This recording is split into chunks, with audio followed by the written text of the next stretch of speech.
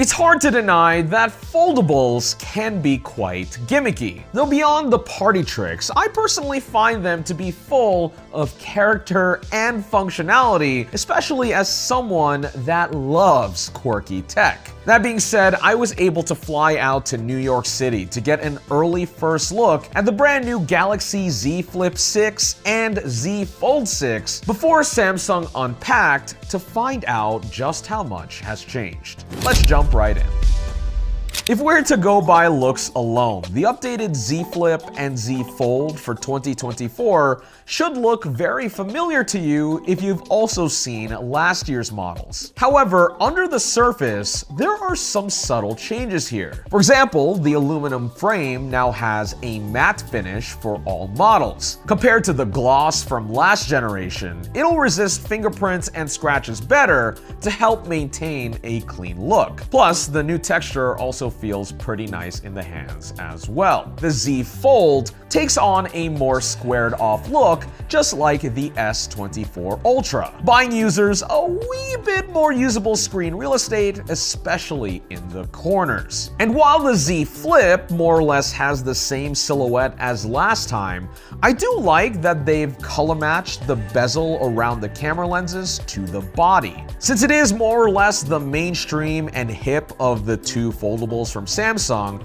this extra pop of color is especially nice to see with the hues available on offer this year. Samsung will be sending us review units pretty soon, and I'm low-key hoping that the yellow one turns up on my doorstep since it looks quite sharp.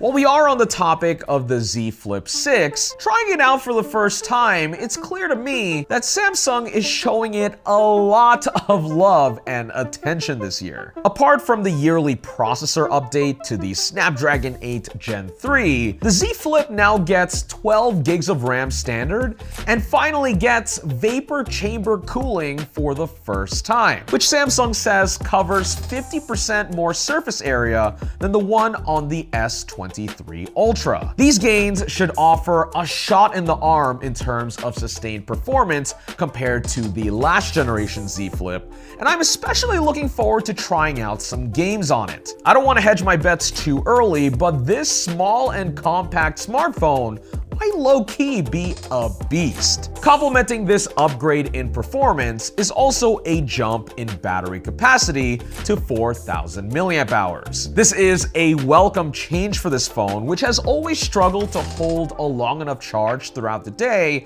given the small form factor. And then there's the camera system, which also gets a significant bump as well. Samsung added a 50 megapixel main sensor to the Z Flip 6, which is the same one that's found in the base S24, which should offer sharper, cleaner photos, especially in low light. To be honest, as a Z Flip fan myself, I've been looking forward to this change for quite a while now, since the phone's unique approach to taking selfies really is one of the major selling points of this device. But really, when it comes to folding phone discourse, we can't not talk about the inner displays. And thankfully, Samsung have improved the ones on both the Z Flip and Z Fold this year in ways that I wasn't expecting. Supposedly, both foldable screens are built with stronger materials and include a more rigid protective layer on top. Obviously, we'll have to see how this holds up a little later into the product cycle, since I don't think Samsung would be too keen on me damaging their demo units before the actual event. But they are offering one screen protector replacement for free alongside the Z Assurance program, which is included with either phone through the first year of ownership. Going by feel alone,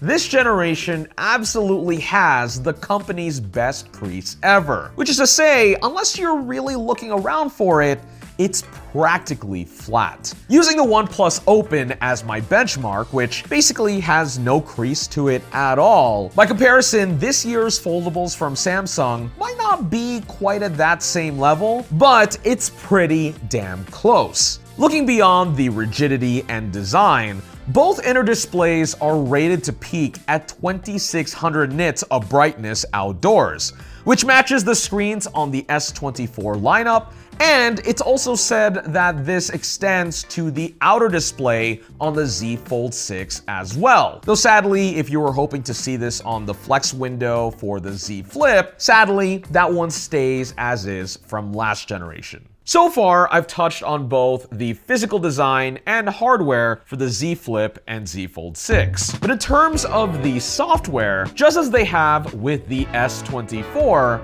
Samsung, of course, is continuing to inject Galaxy AI into basically everything they make. If there is any feature that stands out from the pack for me, it has to be Circle to Search. The novelty and simplicity of holding down the home button and circling something on your screen to find out more info about it never ever wears off. In fact, it should be no surprise to hear that this is by far the #1 Galaxy AI feature that people use on Samsung phones, according to the company. Looking past all of the AI stuff, Samsung also optimized key features that were cool from last generation. For example, there are more wallpaper options for the Z Flip's Flex window, such as this live animation, which utilizes the accelerometer. I can totally see myself fidgeting with this one a lot. Plus, they've even optimized that hilarious camcorder mode in the stock camera app to give you a software zoom rocker right where your thumb will naturally rest, to really channel those 90s home movie vibes. Summing up my brief experience with the Galaxy Z Flip 6 and Z Fold 6, the Z Flip in particular is not just a more well-rounded package as it's ever been, but it can also mostly fill in the shoes of a proper flagship device. You do have to pay $100 more than last year, bringing the MSRP to $1,100, but I think this could be worth it, especially for those that have been waiting to take the plunge on this unique form factor. On the other hand, the Z Fold 6 is definitely farther away from being a high-volume seller. As someone that has enjoyed my time with the Z Fold 5 and OnePlus Open, the tablet-sized screen form factor is nice to have around for multi-window use, as well as for gaming and content consumption. However, considering that this phone is also getting a $100 price bump to make it $1,900 at retail, Samsung can put all of the upgrades in it in the world, and it wouldn't make a difference to me. This phone is nearly $2,000. If they want to sell more of these things, the price should be honestly going down, not up. But I digress. Let me know what you think about the Z Fold 6 and Z Flip 6 in the comments below. And stay tuned, there is plenty more to talk about once I get these devices in for review.